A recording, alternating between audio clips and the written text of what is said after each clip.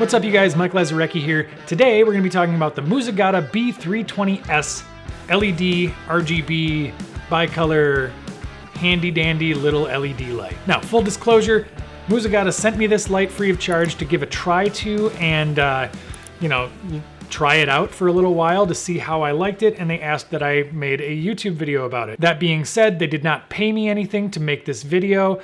These are my thoughts completely. Anything I say in this video is not something that they get a chance to filter through before I tell you what I think about this product. That said, I understand if you're skeptical about my opinions. I'm telling you my real opinion about it, whether or not I like it, the things I do and don't like about it, all gonna be covered in this video. Real quick, I just wanna give you guys my very personal guarantee that video reviews like this of products, especially products that are sent to me to try out, are my real opinions.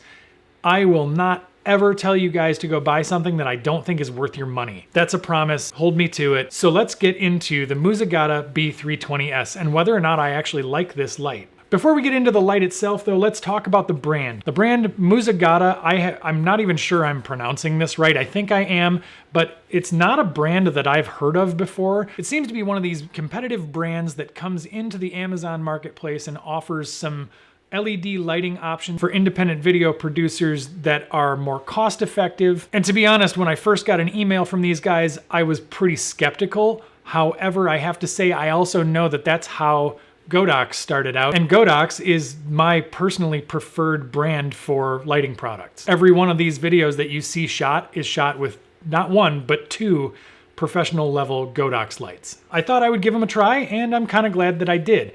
Let's get into the features of this light real quick so that I can get you guys up to speed on what this little beast offers. So when you receive this, it's in a pretty plain Jane packaging. It comes along with this cool little carrying case. We open this guy up and we have the light obviously fits in there.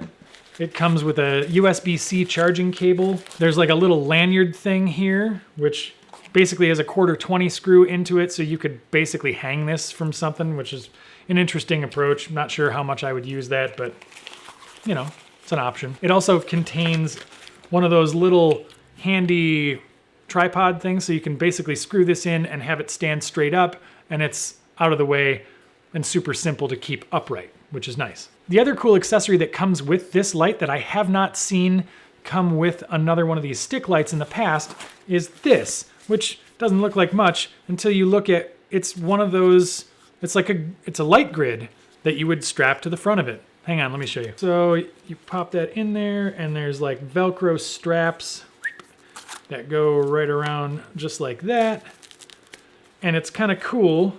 I think the design's a little off because one of these Velcro straps does cover the little LCD screen on the light, but for the most part, you now have a grid on the front of a stick light, which is pretty sweet because now you can direct that beam and really have it so if you're using this like as a kicker or a hair light, you can direct it and it works really well. Anyway, so that's an accessory that I haven't seen that comes along with this type of an LED light in the past, which definitely adds to its usability. Some other features to discuss is the internal battery on this guy actually works really well. It's a 5200 milliamp battery that at basically 100% charge lasted between an hour and a half and 2 hours, depending on what brightness level I had it set at. It was like an hour and 45 minutes when I had it set to 100%.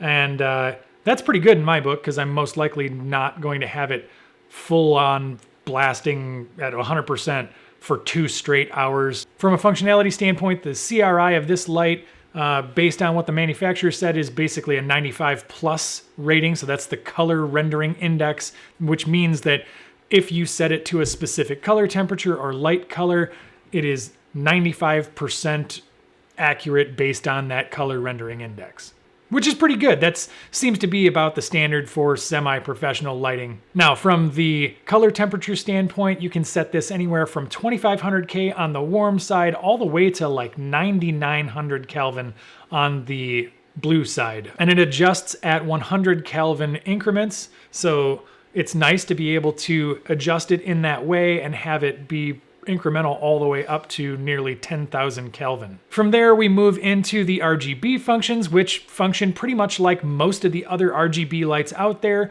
You have a full range of different color values, so you can pretty much dial in any color value you want and also adjust the saturation level and the brightness all on that menu, which is very nice for trying to do different kinds of effects like police lights or lightning or maybe some paparazzi flashes or things like that.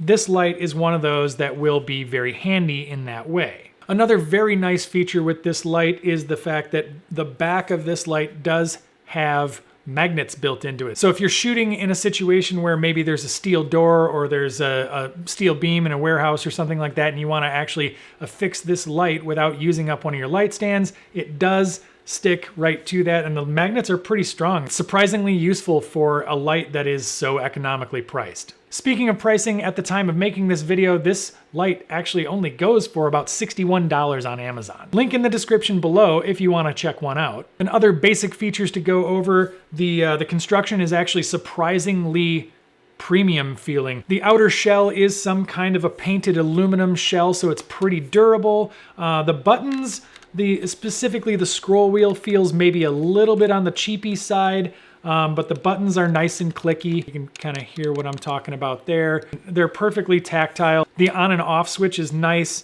and very intuitive. It's just a slider switch, which works really well. You also have quarter 20 mounts on either end, so you're able to mount this in a number of different ways between the magnet, the quarter 20s, the little tripod that comes with it, and any other quarter 20 usable type of accessory.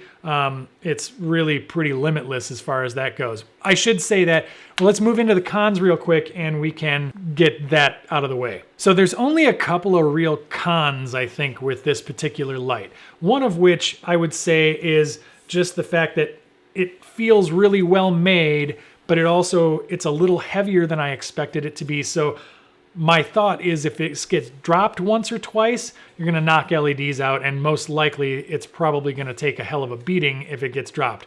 Also, the front lens element appears to be some kind of composite plastic, which is probably better than glass because it won't shatter, but it also will likely get damaged and scratched over time more easily than having a little more durable type of coating on the outside of it. So that remains to be seen. I don't know if it will discolor over time because it's a plastic. It may gather up oils from your hands or just general dirt over time. So something to keep in mind. These lenses do sometimes discolor over time, which will affect the accuracy of the color in general. One more con of one of these more affordable type brands, and this particular light itself, is that it has all those effects that you can use, but it does not support any kind of Bluetooth or Wi-Fi based control. So in order to initiate one of these effect settings, you basically have to set it and have it going on in the background already. You can't wirelessly activate some kind of an effect with this from an app or anything like that, which I always find that makes things a lot more usable. A lot of the newer Godox lights do feature like a Bluetooth control or an app controlled feature. And obviously the Aperture lights do the same thing through the app that they use for all their lights as well. So, and then really the only other gripe that I could come up with is, although these are magnetic, if you are attaching them to a smooth metal surface using the magnets, there's not really any kind of friction here to keep the light in place on that. So one suggestion I have to potentially fix that, if anyone from Muzagata is watching this, is a pretty simple fix, and that is to basically put a couple of little rubberized pads on this side of the magnet in order to just add a little friction so that if you stick this to something, it doesn't slide down and cause it to either potentially fall off and damage the light or, get it out of position during a shoot. It's not so much that the magnets aren't strong enough, they totally are. However, this is a pretty smooth surface, so there's not any friction to keep it in place when it's on a very smooth metal surface, like a refrigerator, for example. I will say, on a usability standpoint, with this light in particular, the pros greatly outweigh any cons that I can talk about. The light is diffused just enough to really look good on camera. The RGB functions work really well. The colors look great. It's very bright for something that is this compact, and it's very easy. It's like nicely packable. This is a really great size to be able to have a nice effect type light to bring with you on multiple different kinds of shoots. And because it is a more professional style LED, it will work really well with both video and photography. And really, these kinds of lights are very valuable to photographers. I think that it's very underrated to see what you can do with these kinds of effects and these different light blending methods where you could have maybe two of these with two complementary colors. I just really do think that lights like this are a cool option to have with you to add that little splash of color in the back of a shot, or just give just enough of a pop, or maybe use it as a hair light in a really small room if you have to shoot somewhere like that. It's just really handy to have a light like this that's as versatile as it is. That combined with the very competitive pricing of Muzagata's light it makes it a very attractive bundle. And the build quality of this is considerably better than what I would expect to see for what seems like the most bargain price on Amazon at this point. So yeah, I'll go out on a limb and say this, from an RGB standpoint, is probably the best bargain you can find on Amazon for a light like this. Okay, I said it. There you go, Muzagata. You did a really good job. Fix a couple things and, send me another one that has Bluetooth and rubberized pads on the back of the magnet. So with that, I would say whether or not I recommend this light to people, if you are starting out and on a budget, or even if you are a more high-level professional and you want to have some handy lighting to be able to throw in a corner or use to just add a little additional splash of color in a shot, this is an awesome option. I love the functionality of it. Again, if it had the app control thing, that would make it even more functional and even more usable in so many different ways.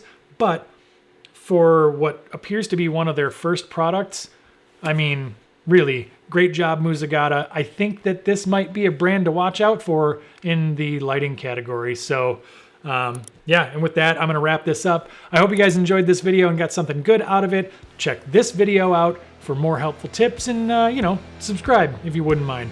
I'll see you guys in the next video. Later.